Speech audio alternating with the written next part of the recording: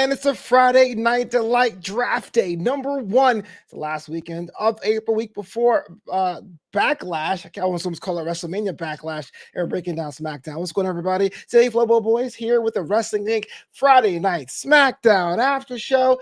Matt Kuhn cannot be here tonight. He has some technical issues, but it's okay because I'm not alone. I'm being joined by the man that has 1,000,001 books and periodicals of the wrestling arts and sciences, George Hermoza. What's up, sir? Hey, pick a number between like 1 and like 200. 199. 199, which means when you come over my house, I am going to make pick another. Oh no, I'm going to make JD's venison stew.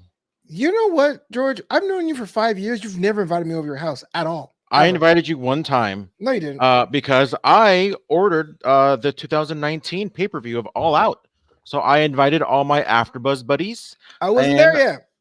Yes, you were. Oh, I told you I didn't want to go. That's different. Okay, yeah, maybe. No, I honestly I think everybody either that could have made it.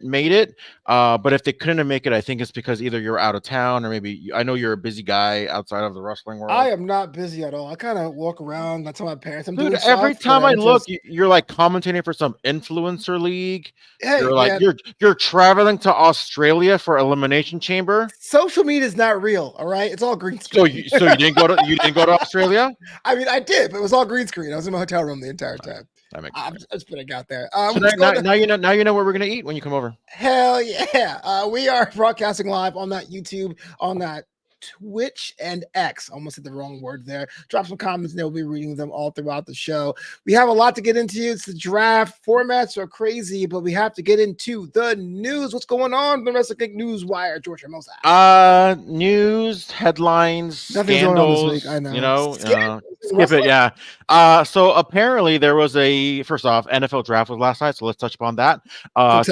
Tony Khan shows up in a neck brace. Okay. And I just have this is my rant of I don't want to say of the day because I might have another one at some point in the next half an hour or an hour. You're planning multiple rants in one episode? Many rants. So the first one is, Tony Khan shows up in a neck brace because of what happened on AEW Dynamite. If you didn't see what happened at the end of AEW Dynamite, Google it, Twitter it, X it, because we all saw it. If you didn't see it, then you're out of the loop, and maybe congratulations because you're not really in that loop.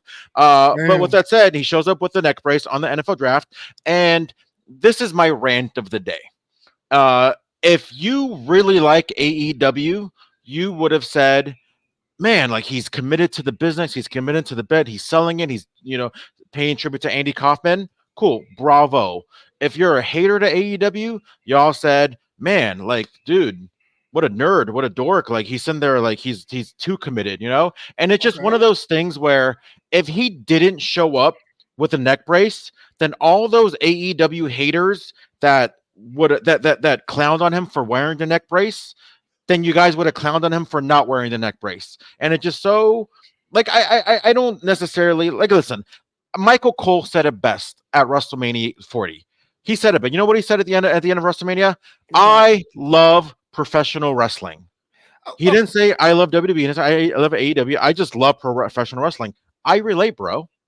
Okay, change up in here. What are you ranting on? Are you ranting the fact that we're tribalistic? Are you ranting on neck braces? You hate Tony Khan? I'm ranting on the nobodies that like to comment and hate on just anything that happens when it comes to AEW. And I'm saying all that because it's going to lead into the actual story that we're covering, is that when he was on NFL Network today, kind of covering a little bit of draft, there was some WWE talk. And the headline out of everything that he said was, he called not someone specific, but he called the WWE the Harvey Weinstein of pro wrestling. And AEW was? The Pepsi of pro wrestling. What was the comparison? We're soda. He's a dude. I don't. Again, but no. I said everything I said previously because I don't want to ever come across as a hater. I speak in facts. I speak. I have an opinion, but a lot of my opinions are based on facts. I'm not going to sit here and say, oh, I don't like so-and-so because I don't like so-and-so. No, I like to have some form of, I guess, intelligence behind what I'm trying to say. I don't want to just say something. I don't like something just for the sake of I don't liking something. But with that said, I think this was probably a swing and a miss for Tony Khan in terms of how he described the WWE. I know there's a lot of scandals that are going on that we're going to lead into our next story, but obviously there's a lot of chatter on Twitter that kind of saying like, oh, well, he just said it what needed to be said. And there's a lot of people that are saying, well, you can't really compare all the hardworking people that aren't involved in scandals in WWE to one of the big scandals that happened in the entertainment industry. So, I mean, essentially that was kind of what happened with Tony Khan today. Okay. So here's what I understand about this, and maybe I'm not the authority, and I don't choose to be. I'm just a guy who does a wrestling podcast, multiple ones at the fact. Google me, y'all. Draped in gold, hashtag draped in gold. I get it. I understand. You get injured, you have the neck brace. If all you had to do was show up and be like, wink, wink, wrestling is tough, and that would have sold. Or that would have promoted Dynamite, and that's what you really want to do. You want to promote Dynamite, and I think the original sin, if there ever was one for AEW, is that you've told me there was the alternative by saying what they're not. We are not WWE. So you have this moment where you could have been like, "Oh man, the toughest, biggest, strongest men and women are on Dynamite on Wednesdays. Check it out on TBS." Yeah. You say I'm the Pepsi, which is perennially a number 2 brand in that market. And you compare it to somebody who's been convicted of. I mean, I understand where you're going for it. Yeah, but Harvey Weinstein was. Yeah. But I'm just kind of like, what was your point? Like, if the idea is when you're the CEO of wrestling, whether you like your competition or not, you're supposed to push the genre forward. And I'm not sure if I was a wrestler on one brand and my wife was on another brand, I would feel positive. I think we live, and it's not just pro wrestling. I think it's all of life in general. We have a tendency, and I say we because obviously I'm sure I do it as well. We have a tendency to, whenever we want to praise something, I don't know why I'm holding a teddy bear. Whenever we want to praise something, we tend to put something else down in order to kind of build what we're doing up. And it's just like it doesn't have to always be that way, right? Like, we see it all the time in sports. We all want to talk about how LeBron is a GOAT, or we all want to talk about how Kobe's one of the best. Oh, well, he's not as good as Jordan. Oh, he's not as good as, it's like I'm not focused on putting someone else down. I'm more focused on putting all the glory on the person I'm trying to put over. And I think that's what maybe was the missed part of today's Tony Khan's comments is you have a way to, there is a way to put over whatever it is that you want to put over without putting down something else, whether it's true or not, whether it's in there's accusations or not, whether it's ongoing. There is a way to put over your product without having to, because essentially the headline is not AEW is such a great product. AEW is the Pepsi. AEW is this. AEW is a great alternative. The headline is Tony Khan says WWE is the Harvey Weinstein of pro wrestling.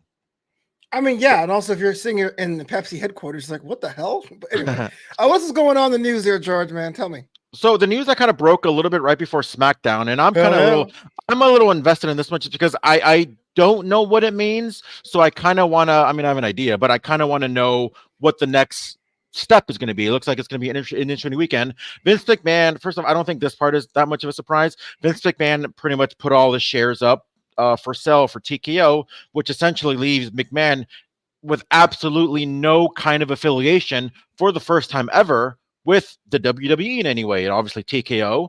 That to me is no surprise. To me, the real headline is the CEO of the WWE, Nick Khan, putting up all of them, not 90%, not 80%, but 100% of his own TKO shares for sale.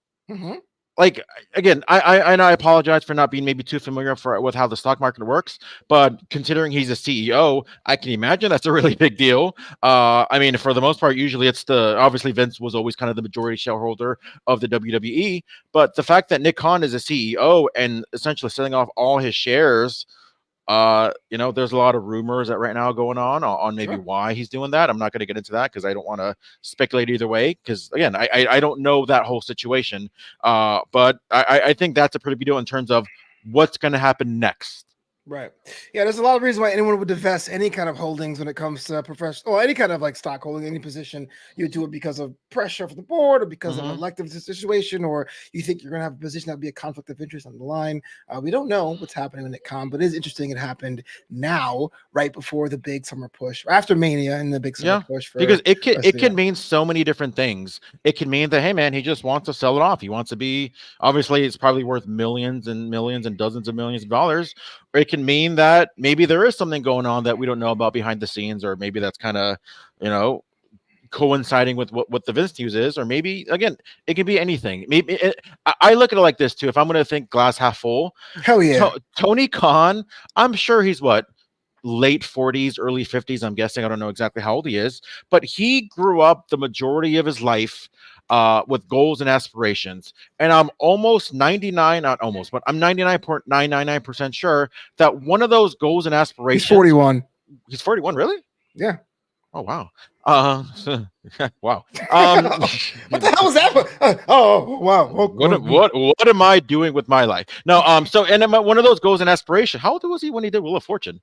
So one of the goals and aspirations of his life, aside from wheeling Wheel of Fortune or winning Wheel of Fortune, was, I guarantee, was not being a CEO of the WWE. And I say that because we don't know if he's got more goals and aspirations than what he's doing now. And a way to get to that next step is to maybe just wipe his hands clean of whatever he's doing now. Who knows? Maybe he's moving on to bigger and better things. Nobody's, if I had a chance to sell all those shares and be an immediate millionaire, I'd probably do it. And especially if I have something maybe better on the horizon. Well, I mean, that's definitely true. You can always speculate about that. Thanks so much for hanging out in the chat, though. If you got some questions or comments, let us know because we're just hanging out here. It's draft night. WWE draft is so exciting. People are loving it, except for some people on Twitter, George included. Come to you live from Cincinnati, Ohio. Now, we have the setup that Roman Reigns is out of the draft. We have the setup that NXT is basically college football, and they're at home. We need to be picked up before we get to the picks in the first round because we didn't get a wrestling match about half an hour into this one. What were your thoughts about this year's interpretation of the draft? You have the champions are now being tied to their brand. We're having equal number of picks per round, and we're having 2 draft pools like in previous years. It's crazy how they finally change the presentation of the belts in terms of there's no longer a Raw set of championships and there's no longer a SmackDown set of championships. And it wasn't until they got rid of those names where finally the champions are protected. Like, you would think that in the past couple years, the Raw Women's Champion would be protected. The SmackDown Tag Team Champions would be protected. But it's so, like, at least we're not going to see that anymore as far as like, hey, so I guess we're going to switch titles now. And yeah, that was always weird. Yeah. So that was always weird. I as a sucker of the purity of pro wrestling, I was always not a fan of that kind of lineage in terms of, like, when you look down Wikipedia and you see, like, okay, so and so one. Wait, they just handed over the belts just like that? Like, that's lame, Oh, wow. So that Charlotte Becky transfer is pretty cool. Yeah, the promo or the segment was cool. It was interesting. Yeah. I'm sure you can read all about it in Becky Lynch's new book.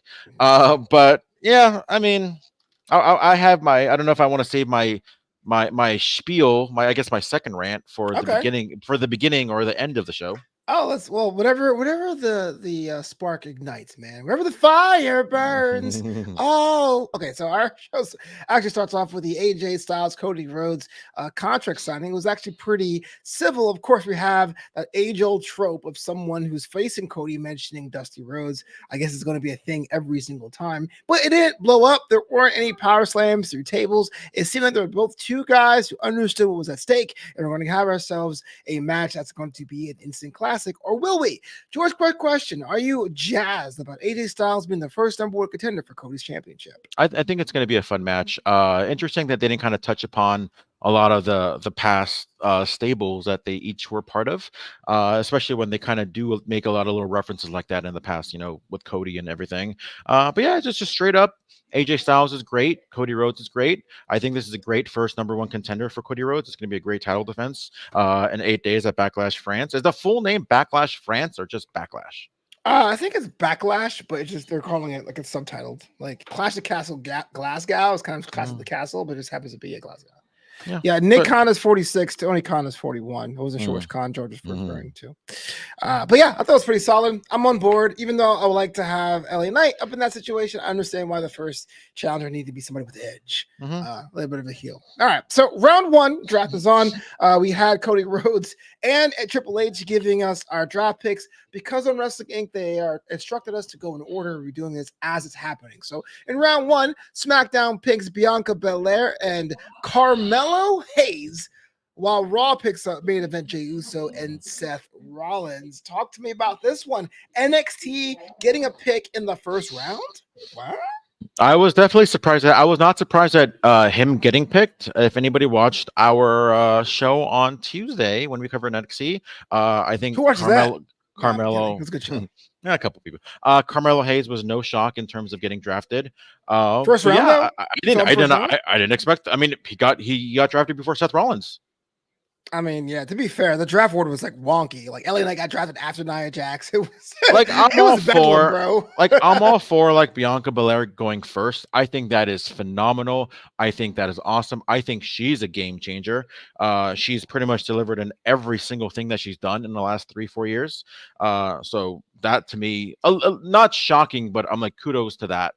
But yeah, Carmella going before Seth Rollins, like. I'd be pissed if I was Seth Rollins, and I'm not saying that. I'm saying that in terms of kayfabe as well, because you see that in NFL draft. We saw a lot of people like literally a little upset because they didn't go as high as they thought they were going to go, or maybe they thought like, "Hey man, I'm better than that guy. Why is that guy going before me?" Yeah, exactly. That should be ground some more storylines, but I'm totally getting to the weeds here. So before we get into the end of this segment, what I thought was interesting is that Carmelo Hayes actually comes out and challenges Cody to a match that night. Now, going into this episode of SmackDown, Carmelo Hayes was 0 for his last 2, dropping the match against Trick Williams on NXT and at WrestleMania. We know what happened later on tonight. We'll cover it. But even though that Carmelo Hayes is on a new show, do you think these strings of losses can hurt his stock a bit? Not at all. I mean, it's one of those things where you have a match like this and Carmelo looked like he belonged. Again, I think a lot of people recognize that he's new to the brand. He just came up from NXT, and we all know that sky's going to be the limit for him. Okay, before we move on, something that Bear Money says that really sticks in my craw. Why does no one ever say, quote, "Hey, we're going to make that pick during the draft"? Like, make them go back to the war room or something. It makes them seem so pre-planned. I'm with you. The first year that SmackDown was on Fox, they tried that with a little football robot in the room. That was the cool. worst. That was the best one. That was in real time. One of the best drafts. It was 2002 and 2004 and 2005. 2016 was pretty good too, but that 2019, I like that one for what it was. The draft is always a weird thing. I think that's why they tried calling it Superstar Shakeup. That's what it is. It's not really a draft. There's only 2 teams in this league. Is that really a draft? You go from one to the other, or maybe NXT. You know what I'm saying? But I feel like I agree. Makes sense. I agree. We're going to cover all that draft stuff as we move on. Let's get this first match out the way. We had that LWO and that whole Legado del Fantasma thing. I was burnt out. I think the world was burnt out. I was hoping somebody would be drafted tonight. I'm not even sure if they're in the pool. LWO gets the win, but what happened after the match is the one that gives me a bit of pause. It was a surprise that really shocked nobody. It turns out that Carlito was the one that attacked Dragon Lee before WrestleMania. Another one backstabs Rey Mysterio. What is going on with La Familia? I don't know what number is more. Rey Mysterio getting betrayed or Big Show turning face and heel? Oh, that's a bet right there. Are there more wheels or doors in the world? I don't know. I mean, it goes back a long way. I think probably even before Eddie Guerrero back in 2005. Yeah. I love Batista's. You're my friend. All right. So what's up with Carlito, man? Why is he so upset? We know why he's upset, because I've covered it many times previously on the show. All right. It's because he's never Rey Mysterio's first choice. I thought he was going to be Rey's partner at WrestleMania. I thought, and especially it kind of does make sense a little bit where Carlito took out Dragon Lee because he wanted to be in that WrestleMania slot along with Rey Mysterio. He wasn't, and now he's gonna, take it out on Rey Mysterio like we saw earlier today. And just because it was predictable doesn't mean I don't think it was bad. I mean, it was pretty much I expected it, and I think that the execution was pretty good. I am so burnt out on the factions on SmackDown. Whether it's Final Testament, Street Profits, or lastly, Legado, LWO. I don't know if they need new dance partners or break them up or whatever. I But think they will. I mean, I there's think we're not going to see some one. There's great not stuff one with Dragon faction Lee that and I'm like. Carlito. I mean, yes, you're gonna get that for sure. But I'm saying there's not one faction where I go, I'm gonna buy the merch. I'm gonna pop for them. I'm gonna go wear their stuff. Even Alpha Academy, until very recently, just had the little goofy shoosh thing going before Chad went super heel. But like, this is kind of like you guys have been fighting the same guys for like 4 months. That's why we have a draft.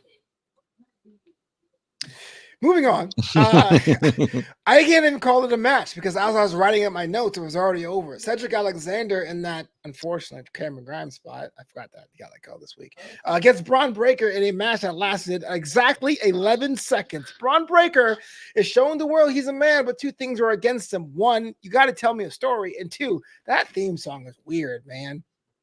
Yep. There's really not much to say because whatever I say is going to be longer than the actual match. I'm kind of over these squash matches of Braun Breaker. I want to see a little bit more. Do you like the Lord Tensai choke people out? And no, like because I know he's worth a lot more than just a spear. Like so it's one of those things where you don't want to set the expectation that it's just going to be spear after spear after spear. I want to see the guy. I want to see him actually have a match. I want to see him show that he's actually able to, I guess, to like show suffering inside of a match and be able to come suffering. Back. Yeah, to be able to kind of come back. And I don't want to say like the inside terms, but like to kind of to show that he knows how to come back from a beatdown, right? Like he can't always go through his entire career just finding an opening and spear. Right. Maybe he's like strong and smart. It worked for Goldberg. It worked for Scott Steiner. Who? Oh, yeah, right. I got 141, 2/3 chance of winning.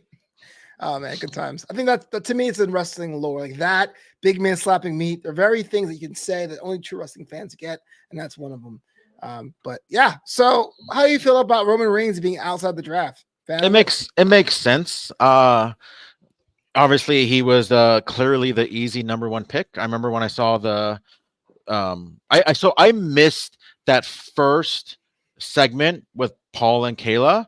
So when I saw the graphic, I was like, where's Roman? Like he's clearly going to be the number one pick. And then I'm thinking like, oh, that's probably what they talked about. They probably said that Roman's not going to be part of the draft. I mean, I dig it. It kind of gives more anticipation for when Roman does come back. Will he come back? Oh, he's going to come back. Acknowledge me. It's going to be huge.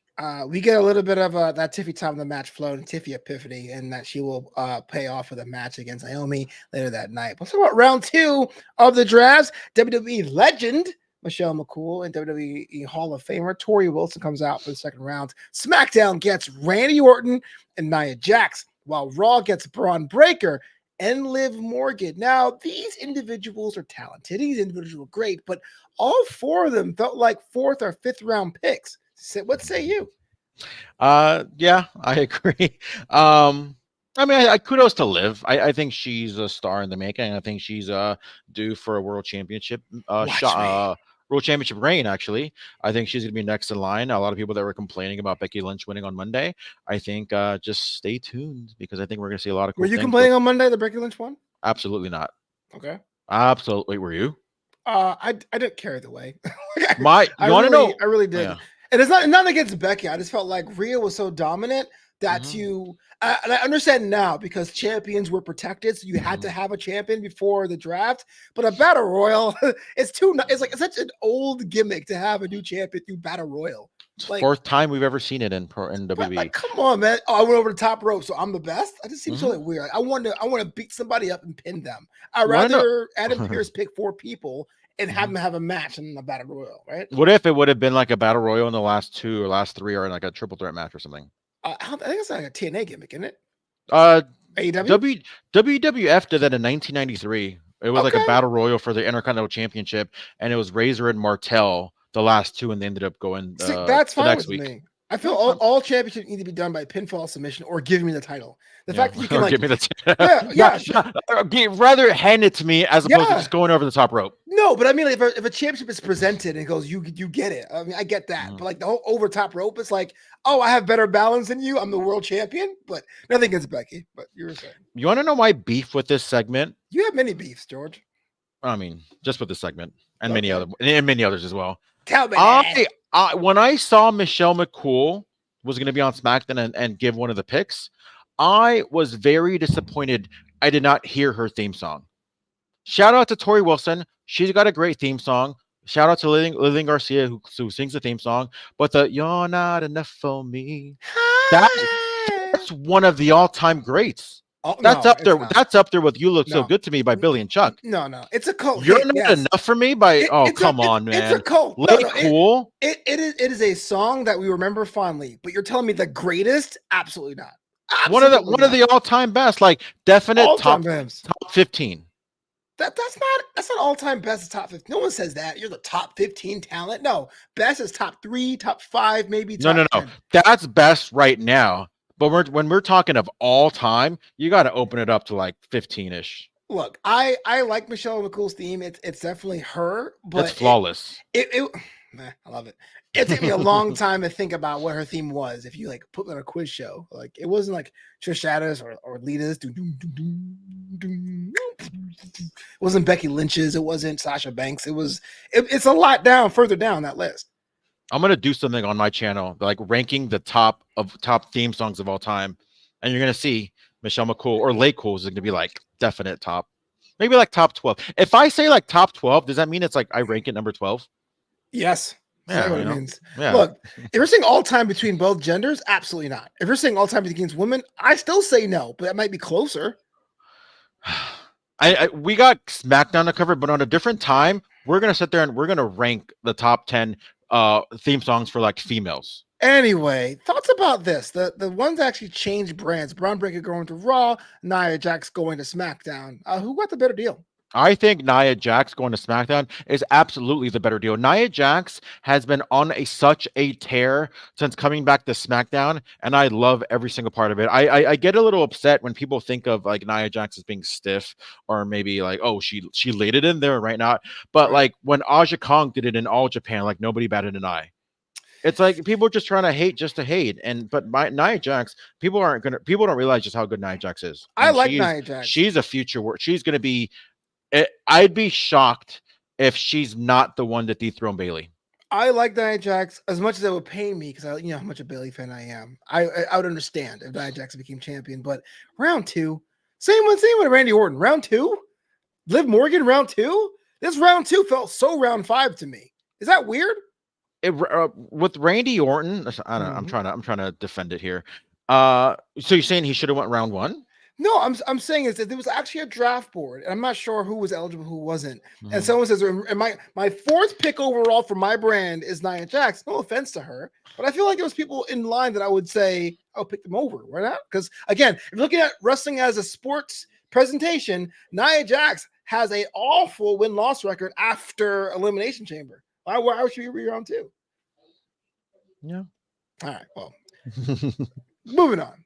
Tama Tonga and Kevin Owens get into it, man. I guess the new Bloodline is here to stay, and that actually cuts into the next segment with the Kabuki Warriors, which is a name I really can't stand. Having a bit of a shout down with Bianca Belair, the overall number 1 pick, and Jade Cargill, the Storm. Tama Tonga, Kevin Owens, those teams seem to be very spicy. What say you about the MFT? I mean, I dig it. I like that they're kind of taking their time with this too. I'm sorry. You know, by all means, Kevin Owens should be mad after what happened last week, and that to me adds to a sense of realism, right? As soon as they touch down on the arena, who's there? He was waiting for him, and I like little things like that where it's like typically maybe in the old era, or maybe who knows, maybe not. We would wait to see Solo and Tama or whoever's involved have a promo in the ring, and then in the middle of the promo, somebody come out there to get their revenge. Like that's like what why were you waiting for so long to go out to the ring, as opposed to what we're seeing now, a little bit more logic. Kevin Owens literally is there as soon as they touch down and like, all right, you know what? I'm not gonna wait till some promo. I'm gonna try to kick your ass right now. Yeah, Kevin Owens on SmackDown, kind of in a creative renaissance of his thing. He's representing the everyman. Unfortunately, he always seems to get bested by Tama Tonga. Where do you think he's going to fit in, Tama, in this new Bloodline thing? I think it's going to be as soon as I think he's going to especially raise his stock in so many ways when Roman comes back. That story is going to go on such overdrive in so many different ways to so many different elements. Once we have Jimmy come back, once we have Roman come back, once we kind of have The Rock come back in 6 months or so, we're going to see something that we're all gonna. It's funny, like a couple weeks ago when everything started happening with the new Bloodline. I was like fantasy booking in my head, right? And I'm like, oh my God, I wish I would have said this on the show. Hell yeah. It was like, we're gonna see at War Games, we're gonna see Rock, Tama, Jacob Fatu, and Solo going up against Roman Usos. And then, oh my God, I'm thinking of I couldn't think of a fourth. I'm like, oh my God, it's gonna be the honorary Us. And I'm like, I start tweeting it, and I'm like, oh, everybody else has the same idea as well. I thought I was the only marks. one. But all of you guys are marks. I'm not a big mark. But either way, if that happens, man, like seeing like Roman and the honorary Us, Sami Zayn come back together in some ways, be like just Roman come down and saying like, listen, like apologizing for something, and then maybe them doing the handshake again. That to me is going to be the ultimate pop. Let me be honest with you. Let me ask you an honest question. I like this. I'm on board. So I am just being devil's advocate or just asking devil's advocate. But this could be very NWO 2000 if you're not careful with this new era of the Bloodline. What do they have to do to make sure they were still thinking this is like a chapter in this like ever-evolving saga and not some quasi reboot thing? So you're saying 2000 or when they went their separate ways to mean like Wolfpack and NWO Hollywood? No. Wolfpack was cool. I like Wolfpack. I'm actually a Wolfpack fan. I mean that like last days was like, yeah, the story's over. What are we doing? Oh, we're still trying to make this happen. When you mean pretty much passes? You mean in the sake of like just trying to have the name still relevant? Like, oh, we have nothing going on. Let's bring back the NWO because that was such a great idea back in the day. Correct. It's still relevant in terms of today, just because the thing about when that came back in 2000, it had gone away for like 8-9 months. And it just and especially like at its core, you had Hogan, Hall, and Nash. When NWO 2000 came back, it was like just kind of Hall and Nash, and Hogan was kind of nowhere to be found at that time. So in this case, we still have all the supporting parts, or we still have all the main players as well. We have Roman, we have Jimmy Uso going to be there. I'm sure Jey Uso is going to be somehow involved as well. Obviously, we don't know yet. And obviously we have new elements, new branches that kind of come along the family tree. We have Jacob, we have Tama, who knows who else. I personally would love to see at some point a female member of the Bloodline. Naomi or Nia Jax? I'd love to see Naomi. Wow, but she feels the glow. That wouldn't fit. I think it's time for a heel run for Naomi. I think well at the same she wouldn't be a heel because Jimmy Uso is going to be a babyface. Really? You don't think Jimmy Uso is going to come back as a babyface? You think he's just going to come back still as a heel after he got the living but Jesus beat out of him by the MFT? I mean, yes, he gets his revenge, but I don't say that makes him a face. You can get your revenge and still be like, I think with especially how everything played out at WrestleMania, regardless of how people thought about that match, I think it's going to lead into a big Usos reunion. I don't think it's going to go full-time tag team, but I do think they're going to have some big kind of reunion. I hate fantasy booking. You'll notice I try to avoid it, but I would much rather see a Game of Thrones between Roman, Solo, and Jimmy and have a 3 pick your pony who's going to be the new tribal chief and have everyone have their own positives and negatives for being the next tribal chief. That's interesting. But you don't know what the tribal chief actually does. So it's like, yeah, whatever. You're all chiefs in my book. You know? But yeah, so that's kind of the thing. Naomi on the heel run. It'd be kind of interesting to see if she does that. But if she doesn't do that, you can still feel the glow while being part of the tribe, I guess. Anyway, round 3 is up here at the draft. And again, this is only the day 1 of the draft, part 2. Day 1-ish. See what I did there? Yeah, you have kids, dad jokes. I get it. You're going to have more rounds on Monday night, so only half the roster is eligible. So this one, SmackDown gets LA Knight. Yeah. And the Bloodline, as we know it right now, it's Solo Sikoa, Tama Tonga, and Paul Heyman. Well, Raw gets Ricochet and Sheamus. Now, Sheamus is an all-time character of mine. I love Sheamus, and Ricochet has a lot of wins again, but I feel SmackDown got the lion's share of this round here, George. Yeah, I think this is the part of the show where I'm gonna start ranting. Oh snap! How many people do we have in the chat? Like, do we have a number?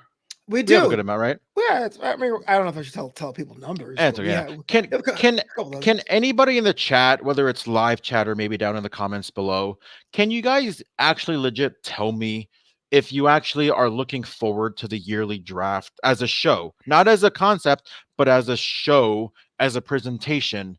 Like, are you guys like, man, I can't wait for that WWE draft? I think this concept. I'm actually very surprised that this was one element from the old regime that carried over, because I cannot emphasize just how much I am not a fan of this presentation of the draft. I was a big fan of how it was 2004, 2005. Can you give some context for our newer fans? So obviously 2002 was the first time they had a brand split. Love that one. They had to do it the way they did because obviously it's like a hard split. First brand extension ever. Again, that I understand why they did it or how they did it. A couple months later, when they had Bischoff and Stephanie as GMs, they kind of did this like, oh, I'm going to sign this person, I'm going to sign that person. That to me was a month of 2 months of just pure gold on WWE TV, because you had no idea who was going to show up. On the first SmackDown, you had Stephanie sign Brock away from the WWE or from Monday Night Raw, and then when he became WWE champion, she signed the WWE Championship as exclusive of SmackDown, and I loved it. 2004, you had like a lottery. You had like the balls inside, the kind of the Royal Rumble spindle or whatever it is, and they literally pick out names, and be like, oh, drafted to SmackDown is Triple H, and then you see the reaction like, oh my god, no, and then like it was a really big deal. There was only like 6 people from each side, and I'm only bringing it up now just because now in this round we had LA Knight staying on SmackDown, Ricochet staying on Raw, the Bloodline staying on SmackDown, Sheamus staying on Raw. Like, what are we doing? Like, why are we wasting so much TV time on things that aren't changing? Everything else is the same. Just change it up like we did in 2004. Or remember 2005 when they had that whole month of like, all right, we're going to have a draft month. The first Raw, the highlight reel outcomes from SmackDown, John Cena. And then week after week, we would see new faces on Raw. We would see new faces on SmackDown up until the very last SmackDown of that month. We saw Batista, who was the World Heavyweight Champion, show up on SmackDown, and it was like, then now this is our roster. It wasn't just like that was a deep cut, because I stayed up late to see what the SmackDown Championship actually was going to look like. Yeah, it would be for the not even like the new the SmackDown World Champion. And then Batista came out at the end, but yeah, like that was fun. None of this like, oh, and he even had Corey Graves like, oh, Ricochet going to, he's staying on Raw. Like, dude, like everybody. And so my point is, I'm actually surprised that concept, because it's very, very flawed in many ways, carried over to this new regime of how they present television. I'm not going to sit here and try to defend the draft, right? It's definitely a concept. Look, there's a lot of concepts in wrestling that I don't particularly care for, but I'm willing to tolerate. Everyone knows me long term, knows I hate Survivor Series, but it's not going away. So you have the draft. The idea is kind of hot. You got to do something cool, but they told you going into this one that people are going to be more conservative. They're going to try to maintain their rosters, live in of spice to add some things. This round in particular was a bit egregious. I think LA Knight's a SmackDown talent, but when he was retained, I go, well, who the heck is he going to fight next and all that jazz? And so I think my problem comes from the wattage of the stars themselves. There weren't as much NXT talent being called up. There wasn't as much as like the main event scene being called up. This one definitely felt like a filler round in a show that had a lot of filler in it, but I don't hate the draft. You know what I'd love to see though? Maybe, they can have a shake up, just to switch things up. But maybe like, especially since they're debuting on CW back in October, maybe around September, treat it like the NFL draft. They can have like Raw and SmackDown draft a few people from NXT and just strictly NXT, and that to me, if you want to make things more realistic, that's how you can make it more realistic. Actually draft some of these people that barely started wrestling a year ago, 2 years ago, 3 years ago, that have been down in NXT and doing their thing. Draft some of those people, but let it, give it its own little show, but not like, oh, draft going to Raw. It's going to be somebody, a Raw superstar Ricochet. Like, yeah, So Okay. I have a question for you. It's actually the same question that Steven says in the chat. He says, there was a year when they done Raw vs. SmackDown matches, and the winner got the draft pick for that round. That worked. True or false? That was fun. Why? Because they're not acting like it's a big deal for somebody staying on the same show. I'm saying this format, I think, is very flawed. Anytime where it's actually newsworthy of somebody going to a different show, that's good. I love that. But not like, so and so's, and then you have like SmackDown, the boardroom. Yeah, we got him. Like, okay, like Well, what do you, you want me to do? Cry? no, just leave it out. Just don't even show it, No, and it's just that I disagree with. I want boardrooms. I want people to care. I don't want to. The thing about the draft thing, the idea of reading off a card is already kind of lame because it's a visual art form. Wrestling will always be a visual art form. So people showing up and reading a card will always be walk. So I need some kind of like reaction. Tell me how big this is. Now I watch NXT, but if I didn't, I need someone to tell me why I should care about a Carmelo Hayes, and that helps me to realize he's a big deal.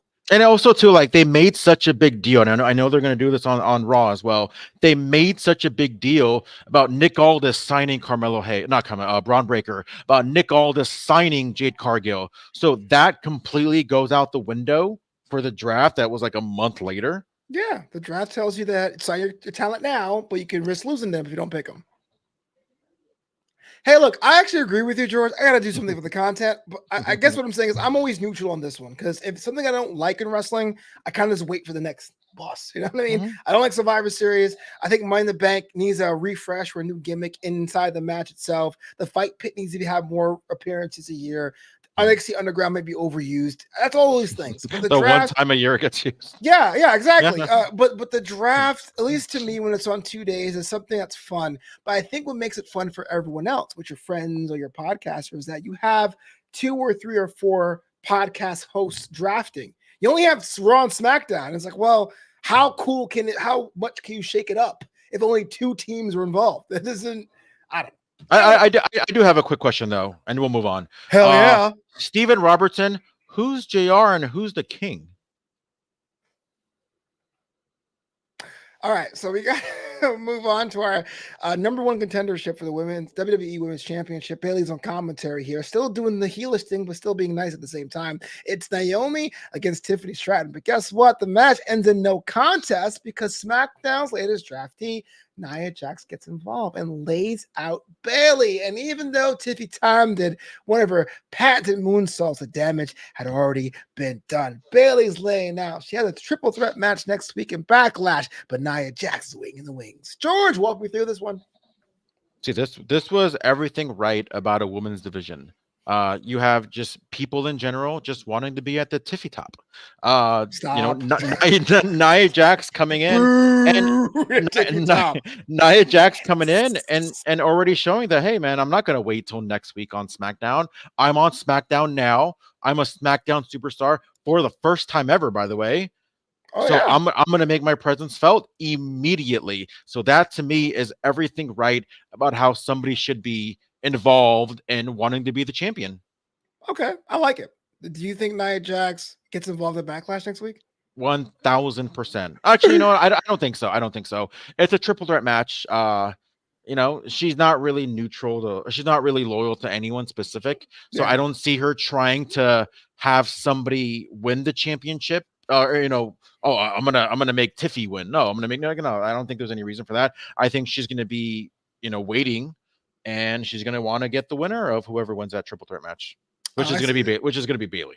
It should be Bayley because Bayley's my favorite champ. I'm saying I'm a big Bayley fan. Just putting it out there, There is no stopping us now. That's true. That's actually a reference I'll take. Let's talk about your friends. The Final Testament, beating people backstage. They quote scripture, I guess, and I'm supposed to be intimidated by them. All right, there you go. Why are they attacking New Catch Republic? Because we get what we want, and we're bad asses that wear flak jackets. Okay, yeah, that's your. If it leads to a good match, I'm all for it. Will it though? We had it for 4 months. It never led to a good match, man. Aren't Authors of Pain wrestling for the NXT Championship this upcoming Tuesday? Yes, I believe. Well, at least they're the picture. Oh, I hope they win. No, I I don't. really hope they win. No, you don't. What do you call Axiom and Nathan Frazier? Axiom or Nathan Frazier? Really? You don't have a team name for them? I don't, Why not? because Axiom's way better and cooler. Every tag team should have a team name. Disagree. Oh, we call Bianca and Jade. Remember, you're on amazing. live. Don't say I'm stupid. You're broadcasting live. Amazing. That's what they are. What They're about Seth Rollins and Jason Jordan? What was their team name? Seth Jordan, obviously. No, I mean, honest, but it's just one of those things where I just respect it a lot more. It just kind of shows me that they're on board with the tag team division. Sure. Right? Like they're not just kind of throwing. I know Miz and Morrison never had a name. I know Edge and Christian never really had a name. But it just, there's an exception to the rule. If Bianca and Jade are going to commit to being a team, then yeah, I think it's fine if they don't have a name. But I'm always a sucker, and not like Jericho. Jericho always has to have like, oh, now we're Jericho Hook or Lion Hook, whatever it is, or you always like that's just lame. Jericho. Yeah, Jericho. I like Jericho. That they had a great theme song. Speaking of theme songs, they had a great theme. So once they got rid of the mashup and actually created a whole new song that was featured on like WWE Volume 9 or something, like that was a great song. It's kind of a deep cut here, but I love the stupid mashup of Show Miz. I still sing that. Well, it's the big show I came to play. I don't know. In the world where people are getting remixes like AJ Styles, I like the fact that Miz just said, this is my cheesy theme. I'm going to double down. It's going to be iconic because I'm going to play her 15 years. Get over it, I don't know if this is a hot take or not, Uh-oh. but I think AJ Styles' new theme song is great. Not for arenas. It's great you listen to it on your iPad or Spotify or whatever, but in an arena, you're like, and that's the problem I have with the new themes. I'm not a Def Rebel hater, but there's so many themes that start off so similar. You're like, who the hell is that? No, it sounds similar. They like A-Town Down and like DIY has like the same exact format. Although here's some news. I don't know if anybody's like I don't know if anybody saw. Did you guys see? There's like a video going around that is like a guy. It's a guy. I'll build it up. There's like a guy getting into it with like an Uber driver. I guess the guy, the passenger, ordered an Uber for like 4 people.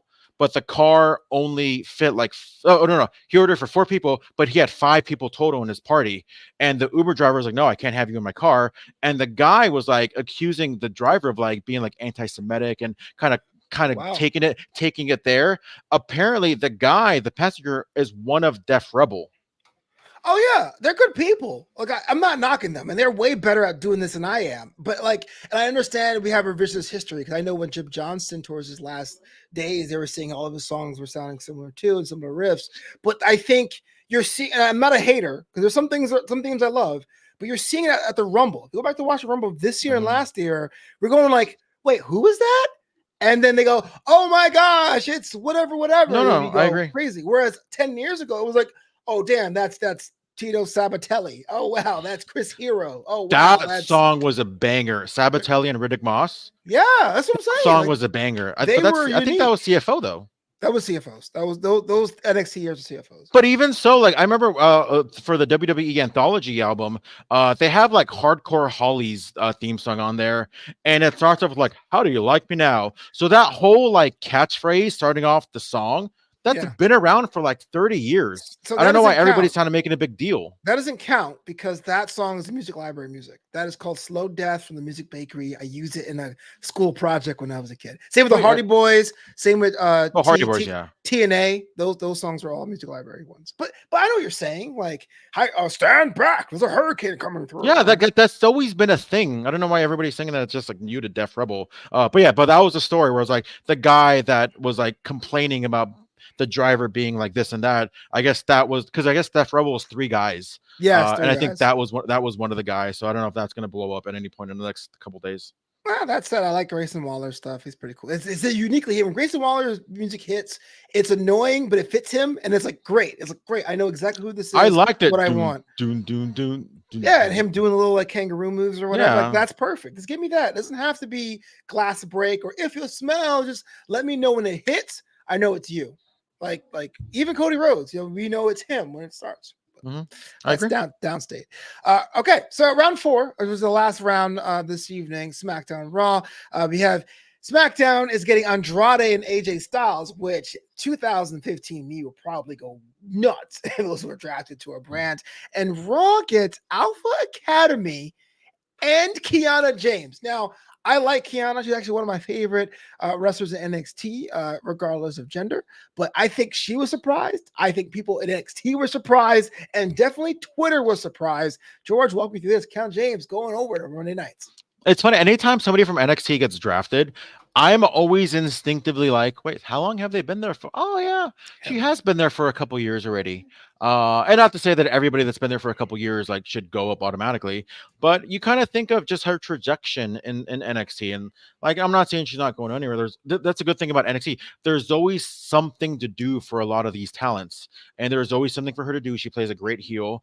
But it's like, oh, you know, there's really not much for her to do at the moment. She's not in the world championship contender or in that kind of storyline.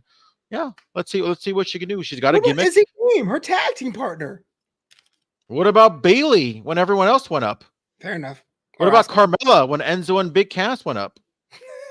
Man, there were times we didn't even need. They're going to be fine. You just need Enzo. No, I actually like Kiana James. I think the issue I had watching her NXT was like, okay, she has a gimmick or a personality or persona that is very standard. She is rich or she's successful. I'm not really sure. Better than you. I can get lost in the shuffle really quickly. It's like being the cocky heel. It can get lost in the shuffle really quickly. But, and I know I'm an old man, I'm saying this, if they gave her a little bit of that Alexandra York vibe of her beating you through algorithms and technology, I'll be on board with the quickness.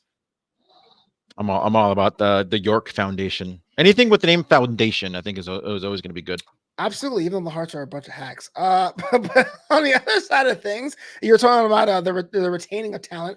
AJ and Alpha Academy do not move. Andrade does. Andrade goes to SmackDown, which seems to be really chock-filled with talent and less time to display. Andrade was somebody who always got lost in the shuffle when he was on Raw in the pandemic years. Went to AEW, who's really one of the first few guys in AEW got lost in the shuffle there too. Can Andrade stick out on this new tour with the E? So my biggest fear is that they're just going to stick him in this Rey Mysterio LWO Legado storyline. And again, I know the narrative online. I'm not going to sit there and repeat it over and over again. I know the narrative online, how they keep all the Latinos together and all the, the races together, and it's not even that. It's not even that. It just, I feel like they have so much more to offer. Like I want to see Andrade, I want to see him going up against Carmelo Hayes. I want to see Andrade going up against AJ Styles. Like I think that'd just be great. So I want to see a little bit more than what we see of what we've seen so far in terms of Andrade just getting involved with like Ray and Santos. Although that to me, once we get past Andrade versus Santos, because I think that's a big dream match for many people, then I want to see a little bit more from each person. Well, let me ask a question. If you were a general manager of a brand, whatever brand you want to, and you had the choice of Santos Escobar or Andrade in 2024, who do you pick first and why? Man, you putting me on that. This is a question you got to tell me before the show, so I have time to. No, spontaneous AF. No. Well, the easy answer is going to be kick. The easy answer is going to be who's younger, who's Andrade. But overall, this is going to sound weird, but I can say it. But I'm going to go with Santos Escobar. I think he's got a lot more to offer. I think his promo skills are more on par than Andrade. I'm not just saying that because obviously Andrade's English is a little broken at times. But I think Santos has got more to offer. I think he's got more accomplishments that he's had in WWE and NXT, and everything he's been doing. He's been crushing. Andrade is still kind of, you need to have him involved in the right thing, right? As opposed to Santos, where we've seen him pretty much kill everything that he's been doing so far.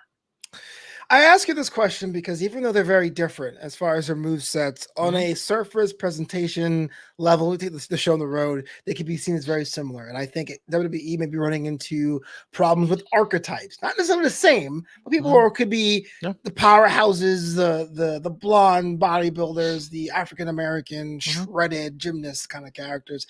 Do you think if you're Andrade that you have a small window to stick out? Is there pressure there, or are you made? I think if there's any kind of doubt that anybody has, I think they're going to look like they have a small window. But just going back to what you just said, when after WrestleMania, when we saw Naomi, Bianca, and Jade, be on the post show and showcase what they have to offer, I'm like, these three women could not be any more different in terms of what they have to offer. And if that presents itself, then there should be no excuse for why Andrade can't think he's got something completely different to offer than Santos Escobar. So if that at any point is a mindset for somebody, then yeah, you're gonna look at it that way. But if you think of yourself as, you know what, I'm nothing like that person, I'm my own person, then you're gonna succeed. Absolutely. I guess a lot of times we group people together, whether it's fair or not, but Yeah. as I just mean, us. and not even in a malicious way. I know a lot of people No, like to no, think that but, way. You know what I mean? Yeah. back to my point. It's like wrestling is a visual art form, and Mhm. so I always go back to WrestleMania 35, being up there in like way in the cheap seats. Like I was on Saturn, bro. Seeing Braun Strowman and Ricochet walk down the ramp, and they're physically different, but it was bald headed guys in beards. Yep. I'm like, wait a minute, it's like clones of themselves. Let's get to our main event here tonight. Cody Rhodes versus Carmelo Hayes, and if you guys are watching the documentary Becoming Cody Rhodes, Carmelo Hayes, the man that trained Cody Rhodes as he got himself ramped up for WrestleMania season a year ago. Carmelo acquitted himself very well. Social media tends to say he is a made man even in defeat. Cody Rhodes can say he is a working champion. Looks like everyone walked away with a dub, even though Cody got the 1, 2, 3. So there's a lot of comparisons that I saw with this and the match that we saw on Dynamite with Swerve against Kyle Fletcher. See, the biggest difference is I have full faith that they're still going to feature Carmelo Hayes in a major way. I don't feel that's going to be the same thing for Kyle Fletcher. So with that said, yeah, Carmelo is a made man. I mean, he don't miss. But Right. and what a way to kind of showcase what you do have to offer. In a major way on the main event of a major show against the major champion Cody Rhodes. And this is one of those instances of you don't have to go over to get over. And Mello got over even though he took the L. Think so? In night one or night three or night one as official SmackDown, his third appearance, I think he's already in the mix. Yeah, because he shows that he can hang with the champion. That he's got show. It's not like he got buried in any way. It's not like he just lost in like 10 seconds, right? Like this isn't Yeah. Cedric Alexander against Braun Breaker. This is somebody that's showing that, hey man, I was NXT champion just a few months ago, or maybe like 6 months ago, and now I'm here, and I'm going to show that I belong here. I like that analysis because I do think Carmelo has a spot here. I worry about his size, but maybe I'm just because I'm a certain age. I remember when wrestling was a certain size. But shout out to Dylan Matthews here. Submental draft results are in. Cedric really? Alexander and Shante the Adonis are going to SmackDown. Alba Fire and Isla Dawn to Raw. Baron Corbin to SmackDown. Oh, wow. Ivar to Raw. And the OC stay on SmackDown. Shayna Baszler stays on Raw. And Zoe Stark stays on Raw as well. So as far as changes go, it looks like Alba Fire and Isla Dawn are going to SmackDown now. I'm sorry, to Raw, right? That's Okay. the only change. And Baron Corbin technically had a free agent contract last year, Yeah. even though he was in NXT. So I guess he's signed. But now he's on SmackDown. Yeah. I hope they do something with Alba Fire and Isla Dawn. I feel like that's it's not even. I'm not going to sit here and lie and be like, oh yeah, they have so much to offer, because I don't know. Yeah, they were NXT Tag Team Champions, but now I need to see what they can do on the main roster. And I just want to see. I just want to be able to see if they belong or how they belong on the main roster. I'm torn because I feel like the magic stuff could work, but I think, and it's not their fault. I think post Bray Wyatt, it was kind of like a let's just like hang out and let if the Uncle Howdy thing just be our only supernatural stuff. But there was some teasing backstage with Pierce and or Nick Aldis and what they're going to do. But I was worried they were becoming another Chelsea Green and Piper Niven. So like it's really on them now to show me what it's going to be, because as it is right now, and I love them too, but Chance and Carter can't lose every week. You can't if you're a general manager and you have a team losing every week, why'd you put them on TV? Like you gotta make the best money possible. So props to that. So after main event match, even in defeat, Carmelo Hayes as the whole I'm gonna get you soon. AJ comes out. This here's another civil handshake. No low blows, no through tables, nothing too spicy. Does this give you a little bit of heat for Backlash? Are you already sold on this, or did you want Not, something more? I mean, I'm sold, but as far as the heat goes, I don't think it's there just yet. In no shape. Is this the one I'm looking forward to the most? And Backlash, because yeah, I feel like they're still lacking a little like I hate you, no, I hate you, no, I want to be, no, I want to be champion. I mean, we're probably going to see a little bit more of that next week, just because it's going to be in front of a hotter crowd. I don't know if that plays into the creative when they kind of go through that. Obviously, SmackDown is going to be from France next week. Who knows? Maybe we're going to see a little bit. We've seen a lot of like the SmackDown at Puerto Rico before Oh, that was Backlash hot. last year. That was just that was just a great weekend in general. And that crowd made me more excited than by watching the next day. So maybe that's gonna be the same thing this year. I got to give it to you. I think Backlash is a perfect example. I think last year on paper, Backlash was the weakest pay-per-view or premium live event on paper. And I was like, I'll watch it because I'm a wrestling fan and they got my money and whatever. But even by the end of it, it's the fact that SmackDown started. And I was like, oh, San Juan is ready. They want this huge show. I'm in, and it felt like a big deal. And I always give Michael Cole and Wade Barrett the credit because their match rundown was one of the best I've heard to get me excited about like a theme song playing, Puerto Rican flags everywhere. It was great. So yeah, that matters. I'm a presentation mark. I love theme songs. I love stages. I love when the commentators run down what's going to be next week, not in Excalibur way, but like everywhere else. You know what I mean? It's kind of a cool thing. I'm excited for next week's SmackDown's though. Like a lot of cool matchups. Like I said, I want to see Authors of Pain and New Catch Republic. I think that's going to be a fun match. For sure. Yeah. If you're watching in the chat so far, thank you so much for rocking with us. Let me know who you want to see be the big splash. Who is your big NXT dark horse? Who is the big trade you want to see? I want to know how deep outside the box you're thinking. That does it for us, though. Glenn will be back next week to cover SmackDown as I go on a vacation. I'm going over a couple of states out west. Going to hang out. Look at that. Look at that. You're like always doing something, always going places. That's amazing. I am incredibly broke. So if you guys have my Cash App, I'll let you guys know in the chat below too. Please support my habit of travel. My question is, who does everybody think is going to be the number one pick from Monday Night Raw? Oh, it has to be. Well, you let us know. Odyssey Jones. Who could it be? It's Drew McIntyre's number one. That's my guess. What about CM Punk? Is it because he's hurt? I think CM Punk will be a third round guy because I think that's what you need at like 9 o'clock to be like, oh, him, yeah. But I think a number one overall is gonna be Drew McIntyre. Interesting. Yeah, Drew or Pink. George Hermoza. Sorry, I just got an epiphany right now. Epiphany? Yeah, Tiffany Epiphany. That's the last thing.